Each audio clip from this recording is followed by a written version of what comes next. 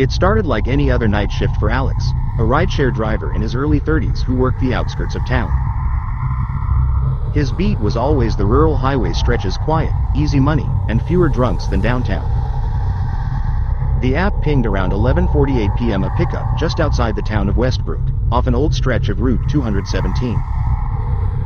The location was odd. It wasn't a house. It looked like the pin dropped at the edge of the woods, just where the old access road split off from the highway.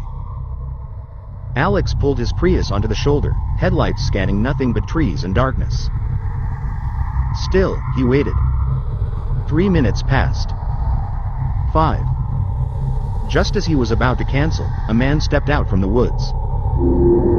He was tall, thin, and wore an old-fashioned gray coat, like something out of the 1940s. His fedora shadowed most of his face. He didn't speak. Just opened the back door and slid in. Alex greeted him. "Hey man, rough spot to get picked up, huh?" No reply. Just a raspy breath and a hand that slowly pointed forward. The address in the app had vanished. Where to, exactly?" Still no answer. Just that slow, deliberate hand gesture again. Forward.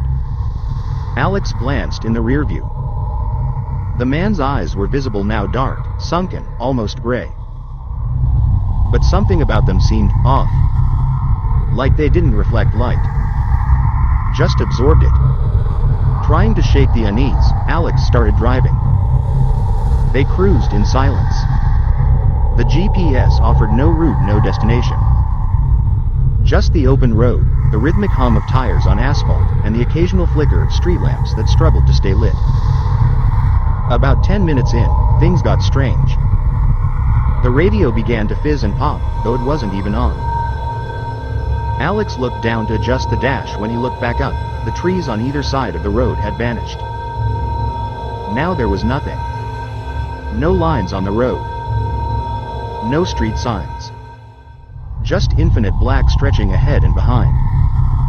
He blinked. Slowed down. Sir? You sure this is the right way?" A voice rasped from the backseat, like dry leaves brushing together. "You already passed it." Alex turned around, but the seat was empty. The man was gone. Panic surged. Alex slammed the brakes, heart pounding. He got out, looked around.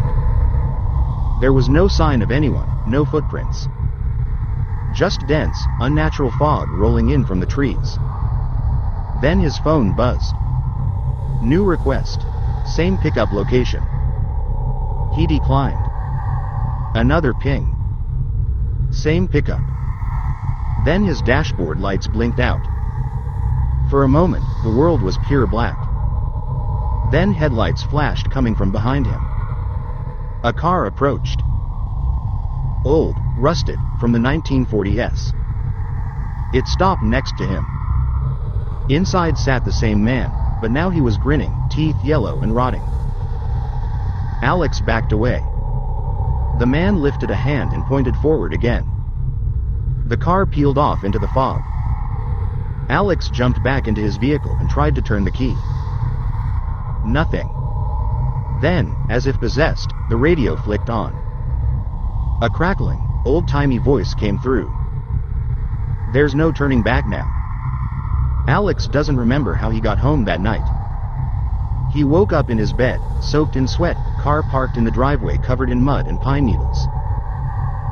The rideshare app showed no ride history for the night. He deleted the app. Moved to a different town 2 weeks later. But sometimes on long, quiet drives he swears he sees headlights in the mirror that don't belong. And always, someone pointing forward.